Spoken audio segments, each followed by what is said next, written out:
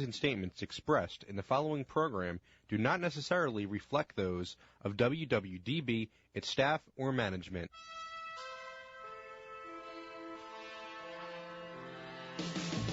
You are listening to In the Know with David O. Informative, substantive, intelligent talk radio on 860 AM WWDB. And now, your host, Philadelphia Councilman David O. Good afternoon. This is David O. Are you somewhere dry, somewhere warm? I hope so. I mean, I know many of you are also at work, and I hope if you've had lunch and you're at your desk, you're taking a little time for some brain food. Expand your mind with our great guests, people that have done some pretty amazing things, are doing some amazing things, and have some expertise and some really great experiences that they come on to share with you. Well, it's a snow day. I mean, I was at work this morning at around 8:30. Happy to say so. And so for anyone out there, if you have any needs regarding, contacting City Council, my office is open. And you can find us on Google. That's always the easiest way. Or you can call 215-686-3452 if there's something that we can assist you with. I have three really fantastic guests. The first guest who's going to come on is David Ivory. He is kind of the iconic music person in Philadelphia. He is a engineer, Grammy-nominated, and multi-platinum engineer and producer. He kind of focuses on making, the sound great, but he also knows how to make musicians stars, and he's going to be with us shortly, so stay tuned for that. And then we're going to be joined by a really kind of very interesting person. I find her very interesting and fascinating, Carla Morales, because she has a dramatic series actually on YouTube. It's called The Book of Nimrod. Very high quality, really fascinating, and she really does this kind of all by herself. I mean, I'm not discounting the camera folks and the actors, actresses. I mean, they're all there, and they're amazing. But what I'm saying is, she just kind of went out and made her own dramatic television series in its second season. And then we're going to talk to a good friend of mine, Judge Patrick Dugan, a veteran and a judge in the Philadelphia Municipal Court system, but he's the chief judge of the Veterans Court. And the question for us this week is, what is and why is there a Veterans Court? And so let me remind you that if you have a question for me, you can send it to me at David O Radio Show, davidoRadioShow@gmail.com. Or any other place where you happen to get in touch with me, maybe in City Hall or someplace. But if you have a question for the radio show, let me know, and I'll try to find an expert to answer your question. But right now, let me bring on David Ivory, and let me tell you a little bit about him. David Ivory, as I said, Grammy-nominated, multi-platinum engineer, producer. He was formerly he was president of the Philadelphia chapter of the Grammys, the Recording Academy, and he just finished his term as a national delegate to the Grammys.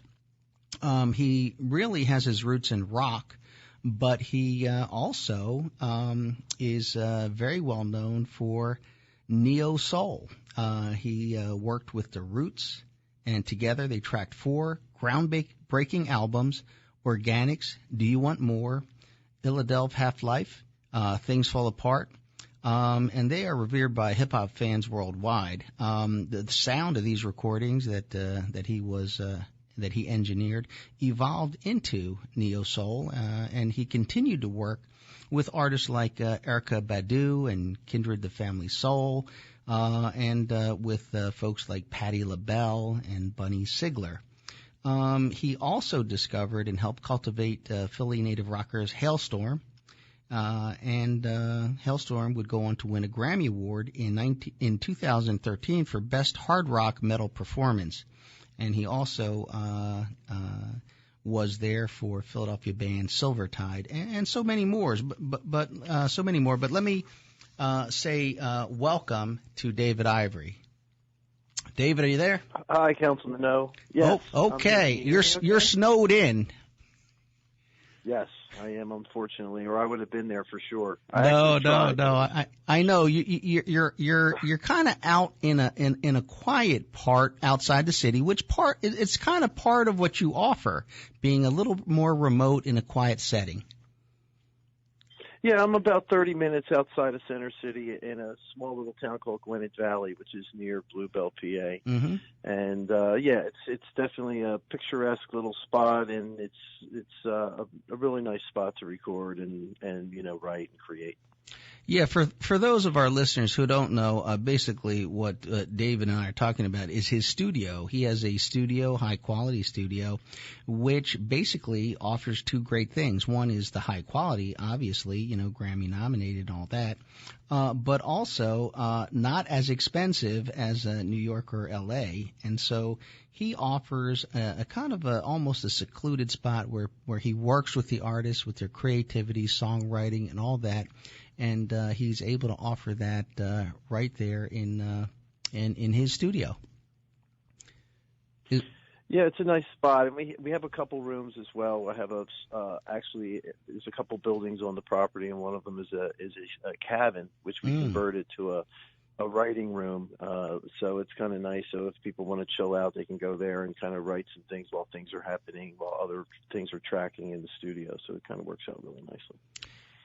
Now, can you tell me what is it that you – because I know we want to get in all this stuff about music, but before we do that, I just want to kind of let our listeners know what is it that's particular about David Ivory. And so we're talking about, your studio, you got a cabin there for creative writing and other things, but what is it that you bring to the artists that contributes to their success?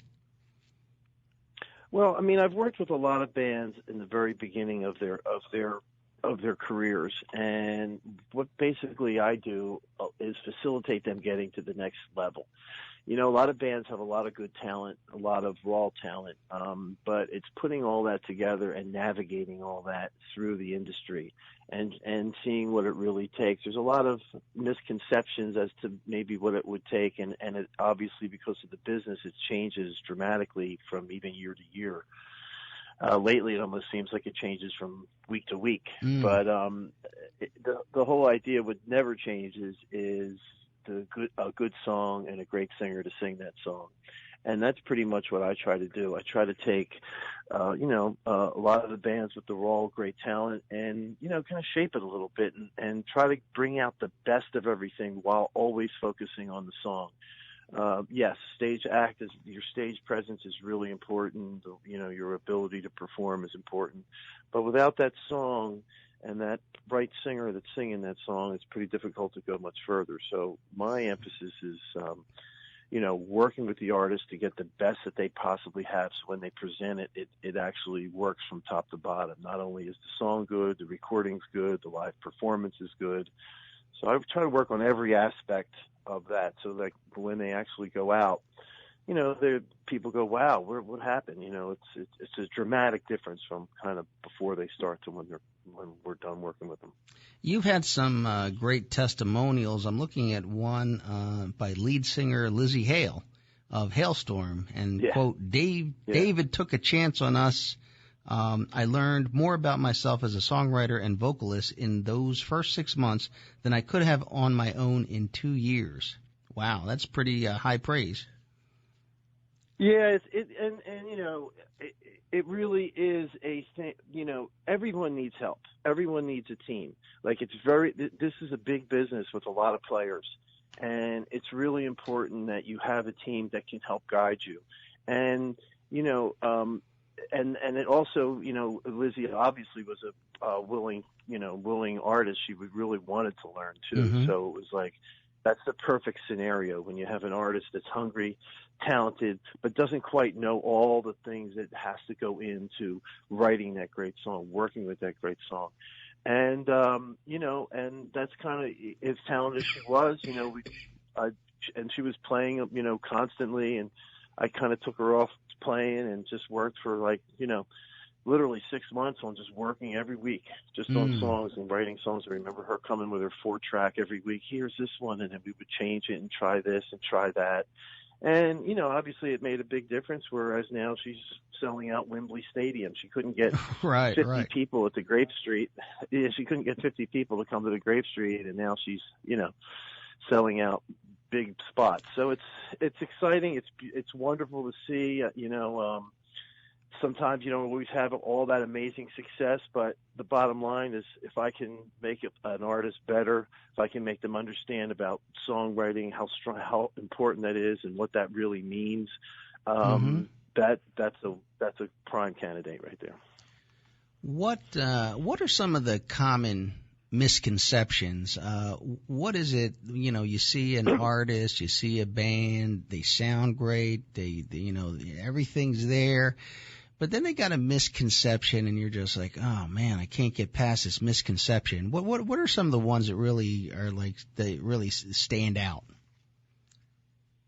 Well, sometimes a lot of the beginning bands and stuff, they're all excited with their energy, but some of them, they don't understand, again, going back to what it takes to deliver. Like, you could have a good live show, but if you don't have that great song, you can have a good song, but if you can't play that song well live. So a lot of misconceptions are, we can do this, we're good enough, and they have a lot of the energy and the excitement, but not a lot of the skill that it takes. The thing that most bands don't realize is how much competition there is out there, how difficult it really truly is, because you're not competing with the people in your neighborhood or even in your city.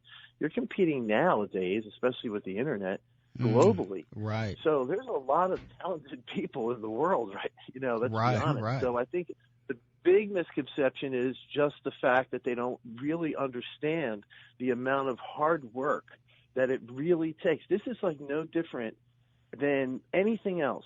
It's no different than, than any kind of profession, because it still takes a lot of work. Yeah, I would venture to say it's probably a lot more fun than a lot of maybe professions. Right. I don't know, but there is certainly no difference in work. I mean, you need to practice and work very hard. The most successful bands I've ever worked with, they didn't practice on a Tuesday and a Sunday afternoon. Right. They just did it every day. They lived, ate, and breathed it, and that is a misconception, I feel, is one of the biggest, the understanding of how much actual work it really takes to be successful.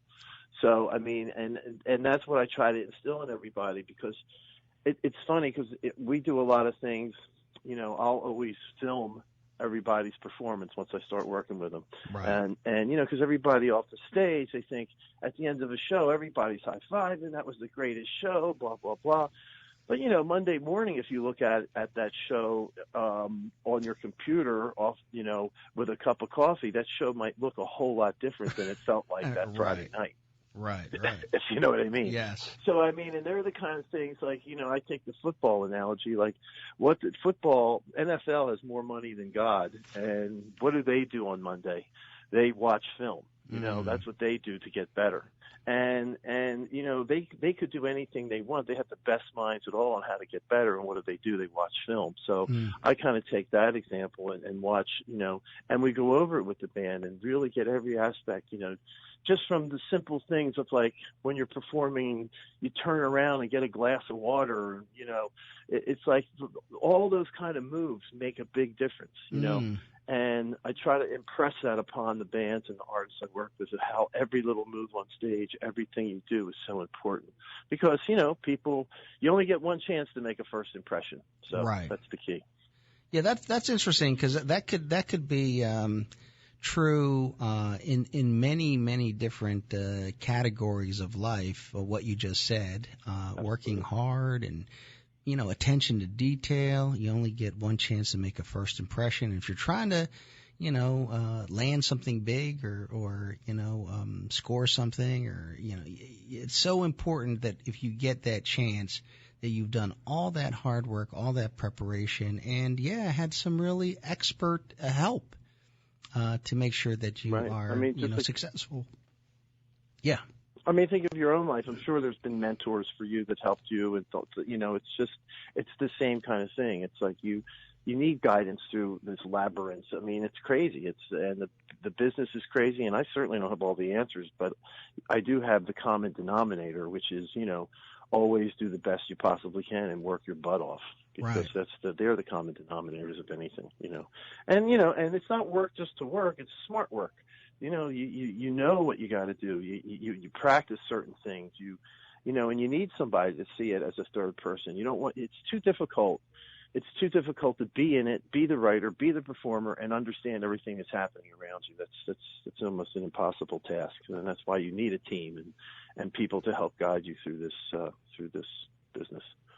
Yeah. Now you have also, in addition to your music, you have also lent your expertise to the industry. First, you were president of the Philadelphia Grammy chapter, the Recording Academy, and then you served a term as one of the national delegates. Could you tell us about that? What was that all about?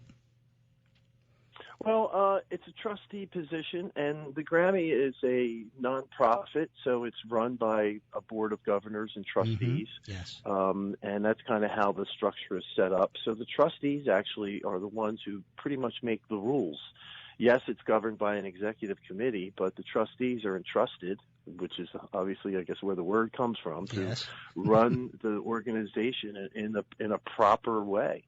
And so what happens is, it's an elected position, so you run against people, and then you get elected, and it's a 2-year term, and then you can run again for a second 2-year term. So I did my 2 consecutive 2-year terms, and then you have to term out, sort of like like our government system, sort of like that.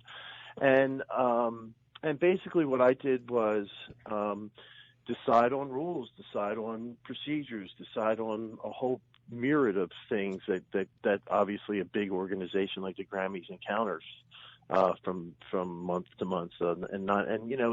It's funny, the Recording Academy, everybody seems to think of it as this TV show, but really that's one day a year. Right. 364 other days a year, the Grammys are doing amazing work, like for Music Cares, where Music Cares is part of the Recording Academy. And they're a nonprofit that helps struggling musicians, whether you're in the Recording Academy or not. If you're a full-time musician and you're down on your luck, something happens, God forbid you get injured or something that you might lose your house or your residence or your gear gets stolen, Music Cares comes right in and takes care of you. And it doesn't matter what the story is or whoever. Now, people don't even realize that that's a big part of the Grammy organization. And, the Recording Academy also does all kinds of philanthropy, and it gives grants to people to archive music that's being destroyed or generating away, as far as degrading on tape and that kind of thing. And so there's a lot of things that happen in that organization that, and I think nationwide there's 12 chapters. All of them have different amount of trustees. The bigger ones obviously have more trustees. The smaller chapters have less trustees, but then they all come together twice a year in this big room, and it is a big room. And we go over presentations and we go over all kinds of things. And it's confidential. It's highly involved. It's days. It's funny. You're going, oh, you're going out to L.A. Yeah, I'm going out to L.A. all right. At 8:30 in the morning, I'm in a conference room until like 7 at night. So that's my L.A. So I get to see the evening sometimes, but that's about it. But it's well worth it. It was an amazing, and I'm still very involved with the Grammys, of course, all the time. Even though I'm no longer a trustee, I'm work on the national membership committee. And I do a lot of different, helping other people and, helping them understand the process of some of the new people coming in, the newly elected people, kind of give them a lay of the land, that kind of thing. Right. So, let me ask you this. It's a great position. It was a wonderful experience. Let me ask you this. Now, your work, for example, with the Grammy chapter and all that, is that like a giving back that does not add to your perspective as a producer, engineer, a writer, or does that experience actually, has that given you additional perspectives that you find helpful? Well, let's hope that, I hope I'm learning every day. So, yes, it gives me an amazing perspective of so many things. And, yes, actually, it's yes to both questions. Okay. I love giving back. It's great because, of course, we even do Grammy Youth. We even do seminars for students as well that I speak at. So, yeah, it's giving back, but it's also, you know, you're with a trustee from L.A. who is a film writer. You have, who is a major songwriter. Right. You know, I've met so many different people there that are on the board who are, you know, very successful musicians, performers. You know, Sheila E. I can go on.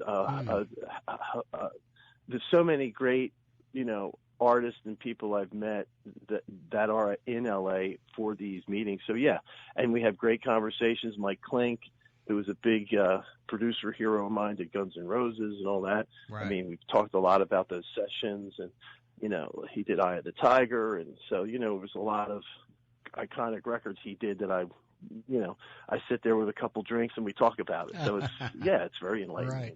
It's awesome. You know, it was really great. For our listeners, anybody who wants to get in touch with you, learn more about what you do, where can they go? Do you have a website or a contact? Ivory Production. ivoryproductions.com. And there's a contact queue on there that you could just hit contact, and that goes directly to me. So it's Ivory, Ivory, Productions with an S.com. Okay. Well, in our last few minutes, let me first of all say that we here in the city of Philadelphia and our region are very excited that you're going to be one of our commissioners on the new Philadelphia Music Industry Task Force, and really looking forward to your contribution to making our city a more exciting, more vibrant music city, and one that helps our economy grow.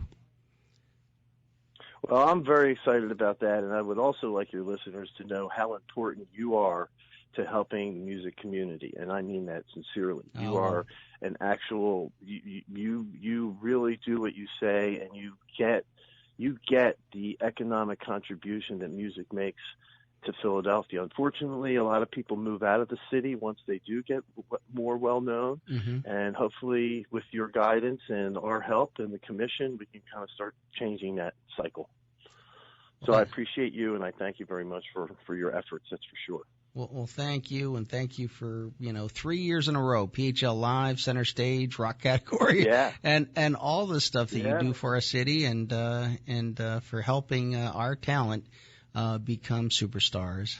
So everybody, David Ivory, get in touch, check him out, ivoryproductions.com, and stay tuned because we'll be coming right back with Carla Morales, The Book of Nimrod.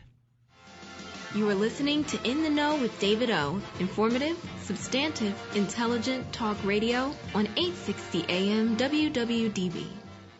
My friends, this is Joe Kraus. You've heard me on Philadelphia radio now for over 20 years, and you know I don't often endorse products or people unless they are real game changers. I want to tell you about Weinerman Pain and Wellness, located in Center City, Philadelphia. And at the end of this short personal endorsement, I want you to consider Weinerman Pain and Wellness. If you are recovering from an injury, if you or a family member has been diagnosed with a disorder that has stopped you in your tracks, or if you're like me, determined to learn about wellness while getting yourself prepared to stay healthy so you can enjoy the blessings of your family. Remember the name of this warm and caring location, Weinerman Pain and Wellness. Why should you consider Weinerman Pain and Wellness?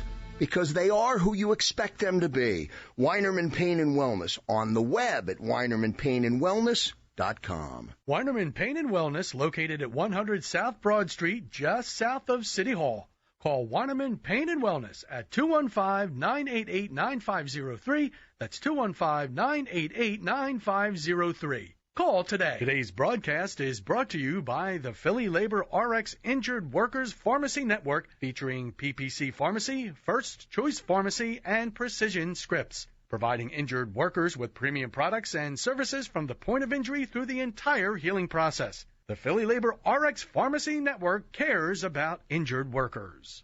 Every day, the men and women of the United States Marine Corps demonstrate their commitment to defend the American way of life. Since 1775, we have served our nation as a force in readiness.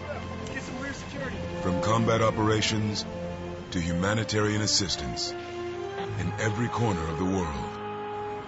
No matter where the mission takes us today, or wherever our country needs us tomorrow, we always remember the land we call home.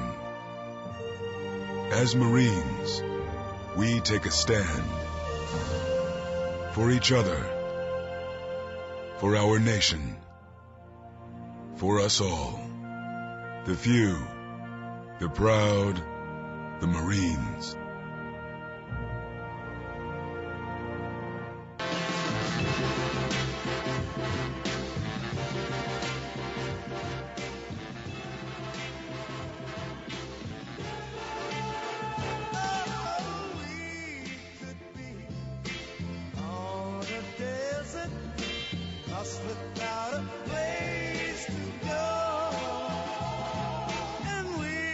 All right, and we are back.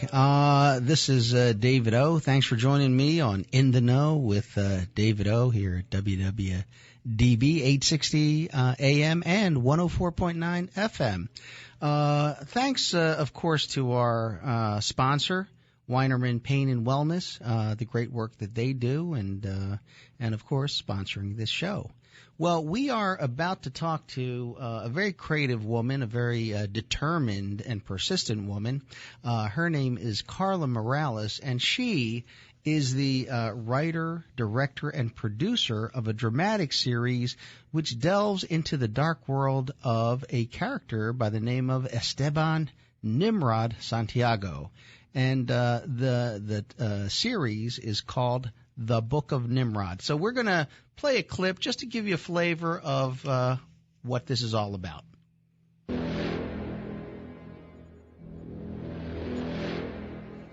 don't even remember, do you? Please, ain't the phone gave baby away. She's living with someone else now. Remember what I told you. Don't ever feel sorry for anyone I have to put straight. I can't sit and watch this anymore. Watch what? Watch you strip the humanity from that child. You won't let her be a little girl. She stopped being a little girl the second her mother sold it to me. Can I get some snacks? Yeah, go ahead. It's Mr. McCauley. You remember me? I lived down the street from you and your mom. I used to come by, bring groceries for you too. I remember. Who you here with?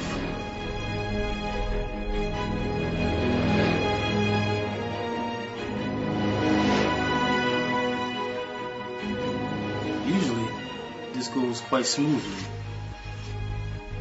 But you have been a problem.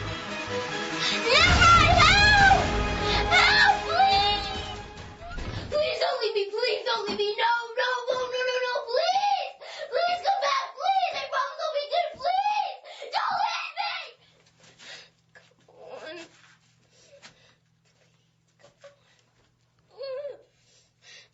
on. All right. Pretty disturbing, huh?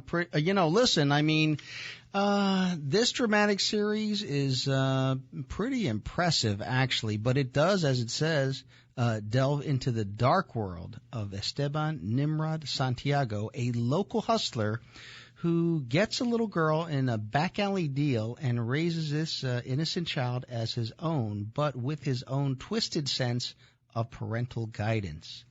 Carla, are you there with us?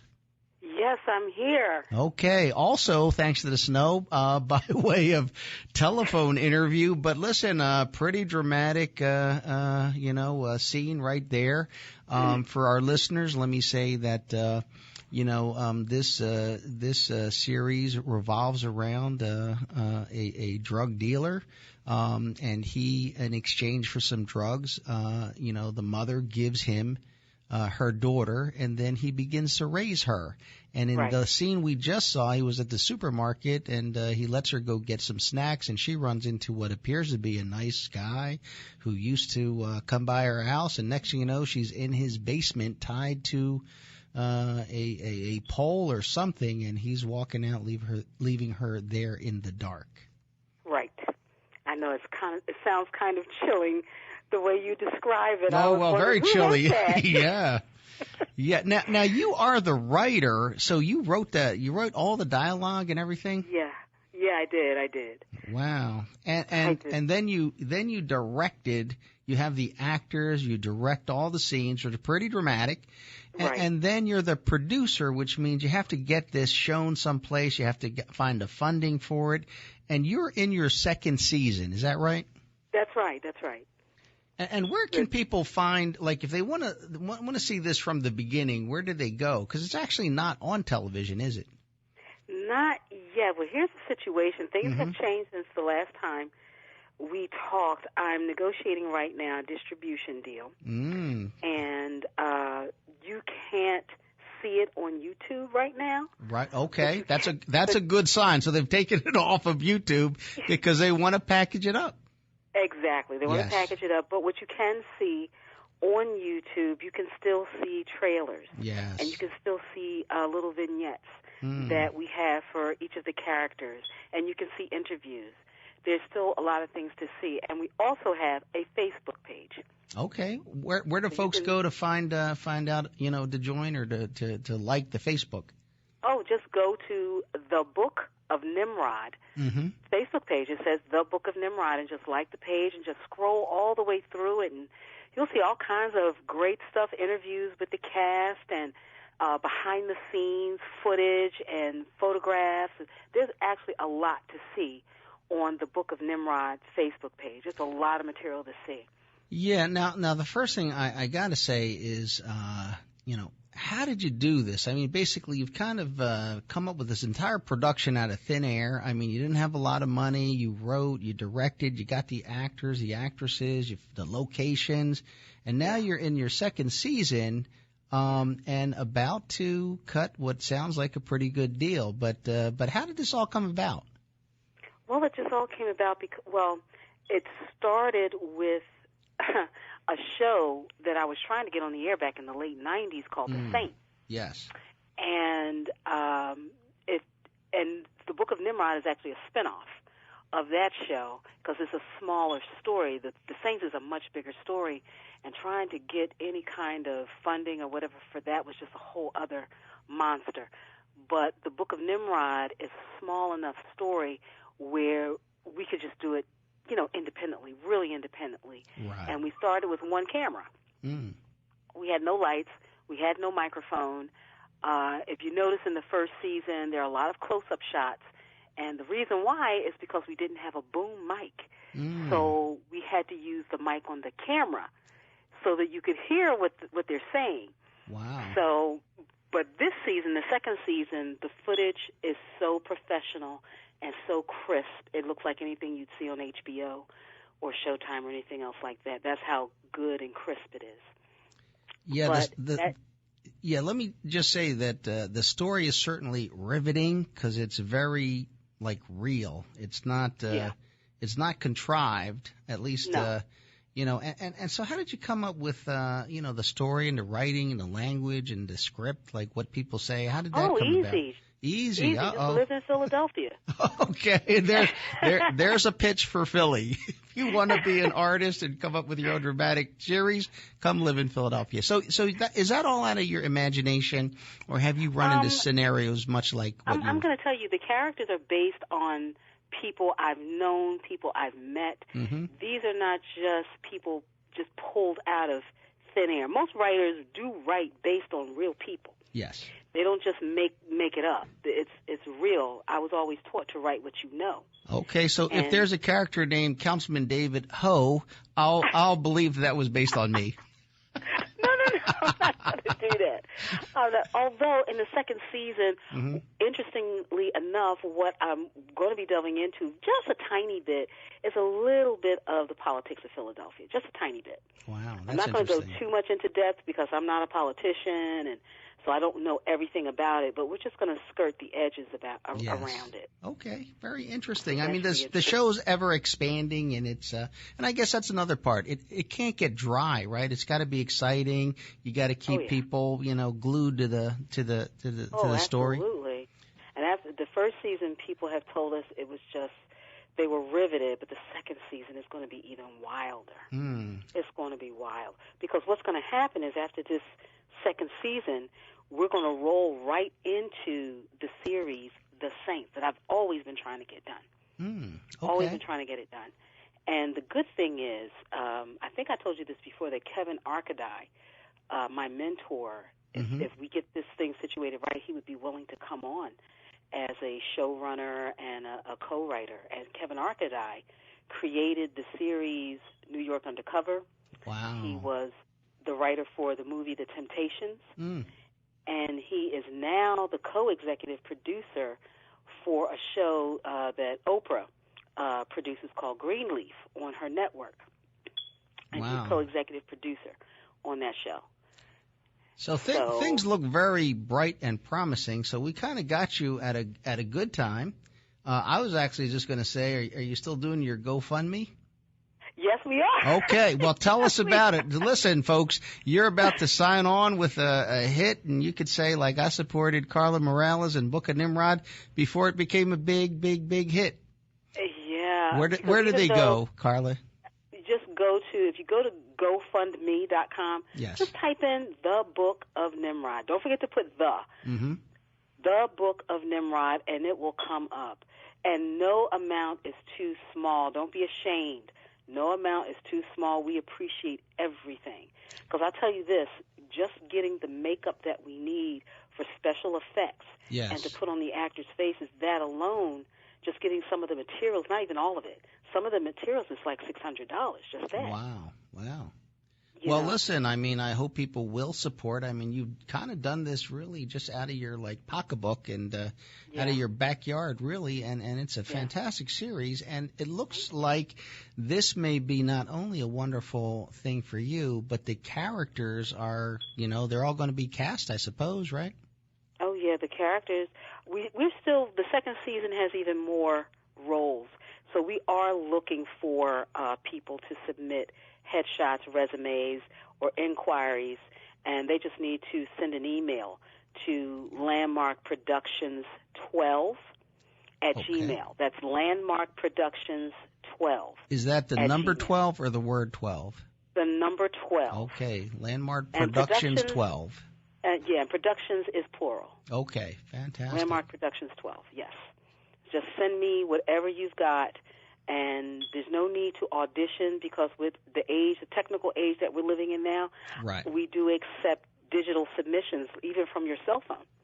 Wow, that sounds like the opportunity knocking on somebody's door. Hopefully, you listeners out there, you can send something in and be a character on this hit series. Oh yeah, we're looking for everybody, and not just we're looking for East Asian actors, people of Indian descent. We're looking for Asian American. They could be Chinese descent, Japanese descent. We're looking for people of Jamaican descent. We're looking for all types. We even had some actors from Russia. Wow, that's great. Because our storyline has expanded and is really going to be interesting. Do you need actors with a mouth on both sides of their faces to play the politician? I think that would be hard. Well, we'll try to see if we can help you. I'd appreciate it. We really would appreciate the help. We need all the help we can get because being an independent artist, and not just an independent artist, a woman of color, it's even harder. It's hard for independence, period. But then to a person of color, it's harder. Then slap on woman, now you really got something. You got some challenges. So it's uphill, but nothing stops me. Right. Now I'm going to say that obviously this was not easy. And, did you have your moments of doubt when you're like, oh, I just can't do this anymore. This is going nowhere? Absolutely. When you're trying to get something done, you're pushing, and, sometimes your team gets discouraged. Yes. And sometimes your team may say, look, I can't do this anymore. Or some members of the team may say, I can't do this anymore. And they may leave you. And the help what little help you did have is now gone. Right. And it's back in your lap again, and you have to decide if you're going to just stop or you're going to keep going. And it's happened to me numerous times. I've been in producing stage plays and film and things since 1998, and it's happened to me numerous times. And it's painful every single time. You think you get over it, but if you don't get over it, it still hurts every single time, and you just keep going. Yeah. In our last minute, would you tell us what drove you? What did you lean on? What got you through those tough times? The vision. I could always see the ultimate vision. I could see the show on the air. Okay. I could visually, in my own head, I could actually see it. I was there. I'm actually there every single day. Right. Every moment of the day, I'm already at the finish line. And that gets me through. Yes. Well, listen, that's fantastic and an amazing job. And listen, we're going to certainly keep our eye out for the Book of Nimrod because it sounds like good things are happening. Congratulations. It's well-deserved. And listen, wonderful for our city. I hope things will go well and keep filming in Philly. But, Thank you. We're with you. Yes. And don't forget GoFundMe. GoFundMe. The Book of Nimrod. The Book of Nimrod. Yes. The Book of Nimrod. And Facebook, The Book of Nimrod. Absolutely. All right. Thank you very much, Carla. And listen, everyone, stay tuned because after this commercial break, we shall be back with Judge Patrick Dugan. Thank you. You are listening to In the Know with David O. Informative, substantive, intelligent talk radio on 860 AM WWDB. My friends, this is Joe Krause. You've heard me on Philadelphia radio now for over 20 years, and you know I don't often endorse products or people unless they are real game changers. I want to tell you about Weinerman Pain and Wellness, located in Center City, Philadelphia. And at the end of this short personal endorsement, I want you to consider Weinerman Pain and Wellness. If you are recovering from an injury, if you or a family member has been diagnosed with a disorder that has stopped you in your tracks, or if you're like me, determined to learn about wellness while getting yourself prepared to stay healthy so you can enjoy the blessings of your family. Remember the name of this warm and caring location, Weinerman Pain and Wellness. Why should you consider Weinerman Pain and Wellness? Because they are who you expect them to be. Weinerman Pain and Wellness on the web at WeinermanPainandWellness.com. Weinerman Pain and Wellness, located at 100 South Broad Street, just south of City Hall. Call Weinerman Pain and Wellness at 215-988-9503. That's 215-988-9503. Call today. Today's broadcast is brought to you by the Philly Labor RX Injured Workers Pharmacy Network, featuring PPC Pharmacy, First Choice Pharmacy, and Precision Scripts, providing injured workers with premium products and services from the point of injury through the entire healing process. The Philly Labor RX Pharmacy Network cares about injured workers. At any given moment, somewhere in America, a baby is taking a first step, a developmental milestone. But for too many parents, a baby's first steps aren't just a milestone. They're a miracle. These are the parents of babies who were born prematurely or with birth defects. It's a crisis affecting more than 500,000 babies in the United States each year. You can help them by joining volunteers like you who walk in March for Babies. The money you raise funds research and local programs that help babies overcome the challenges of premature birth and birth defects. Together, our steps make stronger, healthier babies a reality for thousands of families.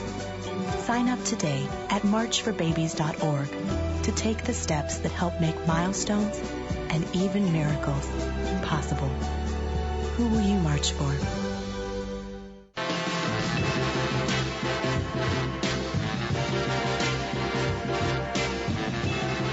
And we are back. This is David Oh, Councilman at Large here in the city of Philadelphia, but certainly a citizen of our region, very interested in how we all interact here and how we win together. My next guest is really just a great person, Patrick Dugan, or if you're in court, you'd call him Judge Dugan. He is a chief judge of the Philadelphia Veterans Court, and that provides a holistic treatment court approach to criminal justice involving veterans. He himself is a veteran. He was a captain in the U.S. Army Reserves. He first enlisted in 1981 as a nuclear biological warfare specialist, and from 1983 to 89 was active duty as an airborne infantryman. He served with the 82nd Airborne as a 60 gunner in recon, one of the units that was in South Korea with the 2nd Infantry. Or actually, he was with the 2nd Infantry in South Korea and then served in Panama. He returned home and got his bachelor's degree, his law degree, and he practiced law with a special emphasis on children. He served in the Iraq War. He basically re-enlisted and served in Mosul as part of the 416th Civil Affairs unit from Norristown, PA. He was a political officer and public administration officer for the U.S. Embassy and was instrumental in forming one of the first women's empowerment groups in Iraq. He has received a direct commission to the U.S. Army in the JAG Corps and was deployed to Afghanistan in 2006. He served in a military legal capacity for the 82nd Airborne, 10th Mountain Division, and as the Chief of Legal Assistance and Federal Claims Commission. While he was waiting for his release from active duty, he was appointed to the Philadelphia Municipal Court by then Governor Ed Rendell. And since then, he was elected to a full term and reelected. He has received many medals and honors for his service, and he also serves on the board of directors of the Philadelphia Korean Memorial and the city's Veterans Advisory Commission and the Philadelphia Veterans Comfort House. Welcome, Judge Dugan. Hey, Councilman, how are you? I'm doing very well. Listen, we really appreciate you coming on, and we have a question for you, and that is, what is Veterans Court, and why do we have it? Councilman, before I answer your question, I have to correct one thing in your lead-up for my bio. I am now retired from the military, and I can say that it was truly my honor and privilege to serve.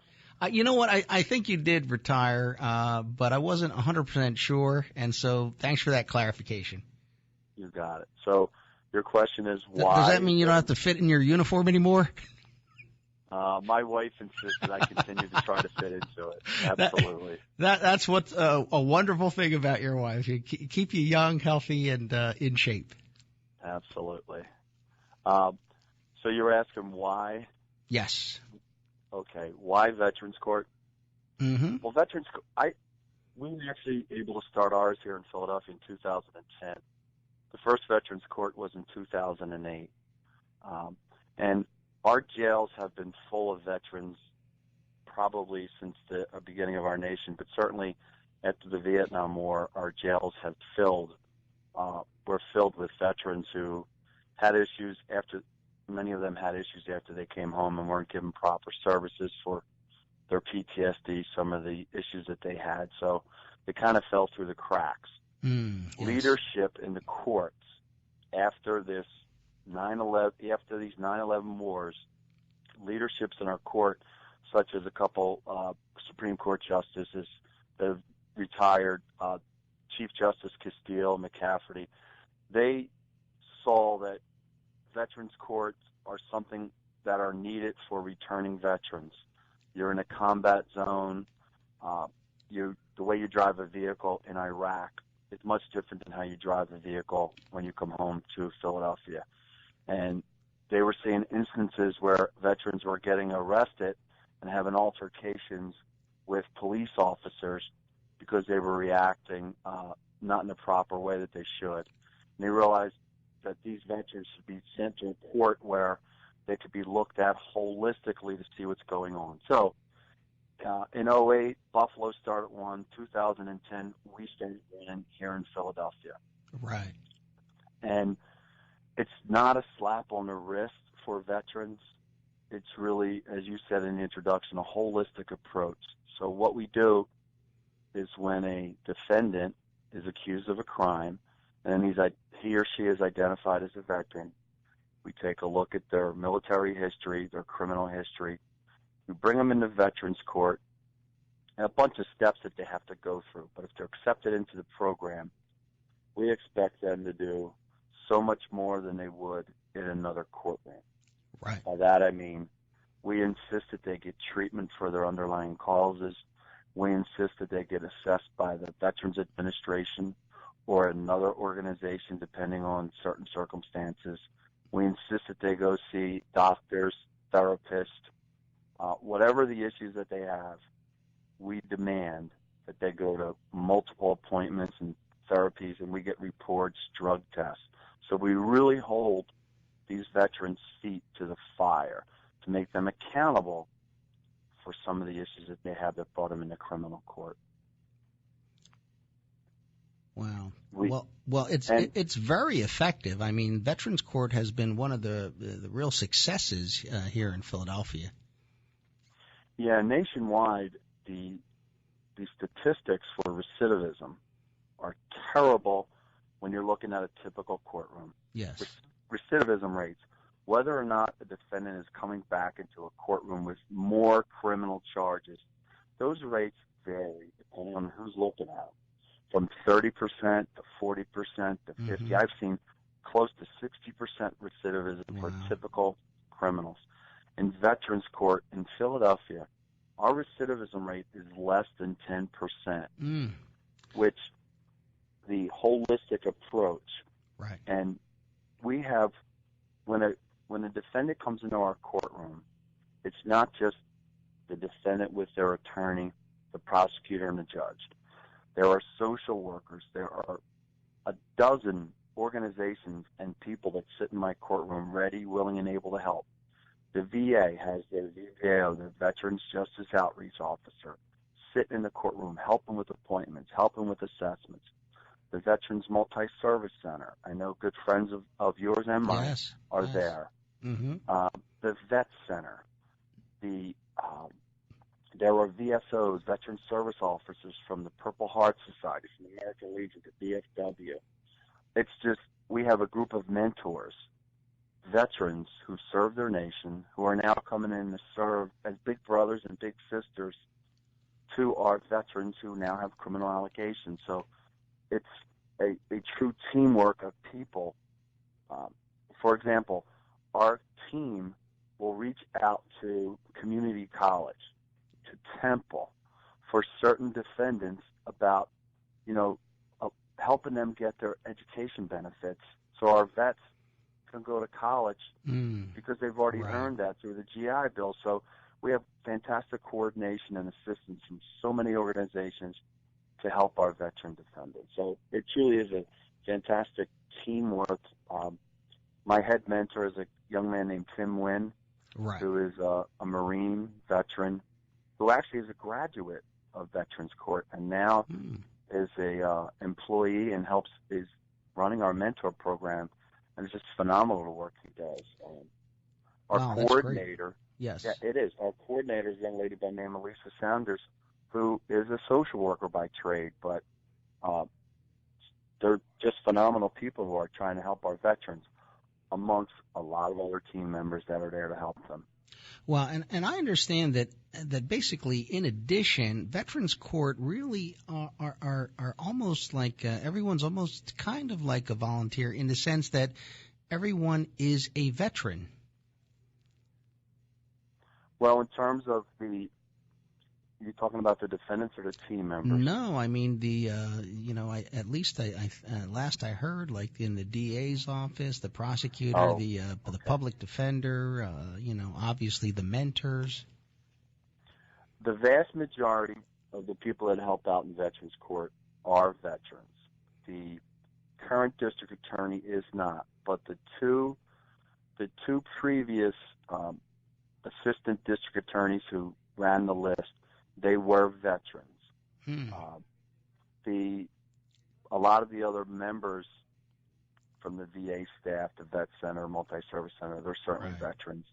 The public defender, at this moment, the assistant public defender in the room is not.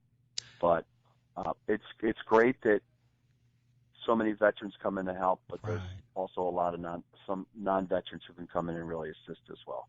How does someone, if they're a veteran and they've kind of had an issue, how do they find themselves? How do they get into Veterans Court?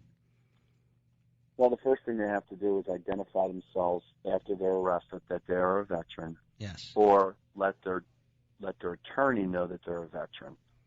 Then what happens is the assistant district attorney will start looking into whether or not the defendant is an actual veteran. So do a little bit of research.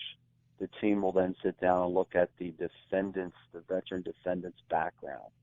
And then generally speaking, they come to me, we have a discussion, and then it's kind of all right, the DA they can veto somebody out, but ultimately it comes to me whether or not we should allow this person into the court.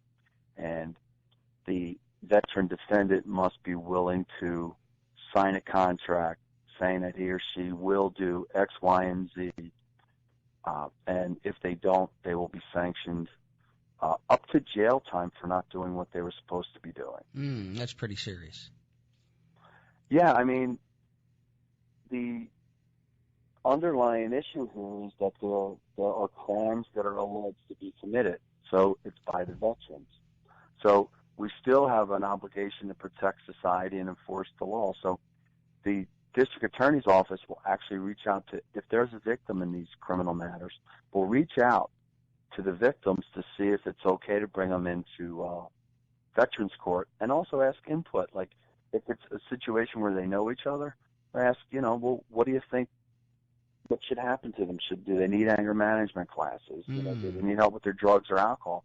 So we do get input from victims and or family members of the veterans.